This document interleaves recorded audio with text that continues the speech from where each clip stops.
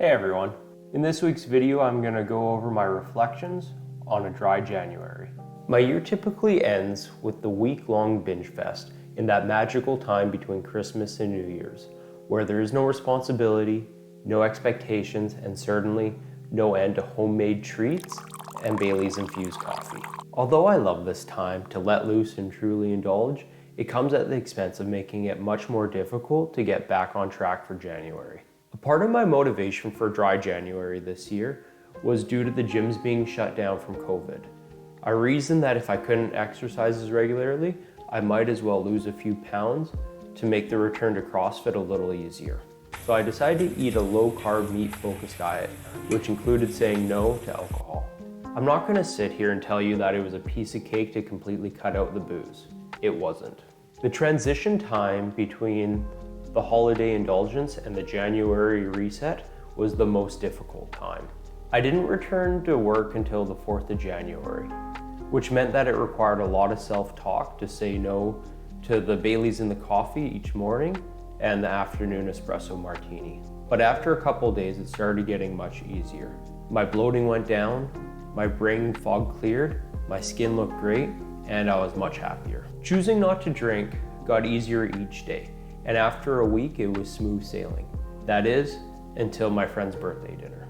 During my friend's dinner, we played board games and had a jolly time. They ordered sushi, and I cooked a steak and carrots, trying to stay true to my low-carb diet. Everything was going great until they pulled out a bottle of champagne and asked if I wanted some. Even though I would always choose a glass of a nice red over a bottle of bubbly, this sparkling was calling my name and I wanted some. They told me I could just have a little and it would all be okay. However, I knew this was the deciding point. This decision would set either me breaking my word or it would mean that I would be able to go on for the rest of the month easily saying no to alcohol. In general, I have always struggled with moderation. I do much better either all in or none at all. Years ago, I heard about this concept from Tim Ferriss, to make one decision that saves you 100. I've relied on this countless times. This month, my one decision is that I wasn't gonna drink, and that saved every time I was offered something. I knew I had already made my decision to say 0 drinks, so I wasn't gonna have a bottle, and I wasn't gonna have a single sip. So even though the microbubbles of that champagne were singing to me, I had already made my decision. I didn't need to contemplate and have an internal battle. Instead, I made the one decision that saved all the rest, and that was to have no alcohol for all of January. Typically, I do not drink a lot, but I do really enjoy the taste. On average, I would have 2 to 3 drinks a week. And the most interesting part about not drinking this month is that I found out in the past I was using alcohol as a crutch or as a blanket to hide deeper emotions and feelings. What I found during this month, I was using alcohol as a scapegoat to hide from and not deal with the deeper issues I was facing. In the past, after a long week, I would have a delicious old-fashioned. Or if I had a particularly tough Wednesday, my wife and I would open up a nice bottle of wine with dinner. Even though there was no real harm in this, it did have a detrimental effect which I completely did not notice until after I removed drinking completely for this month. By not drinking, I had to come up with another way to clear my mental cache.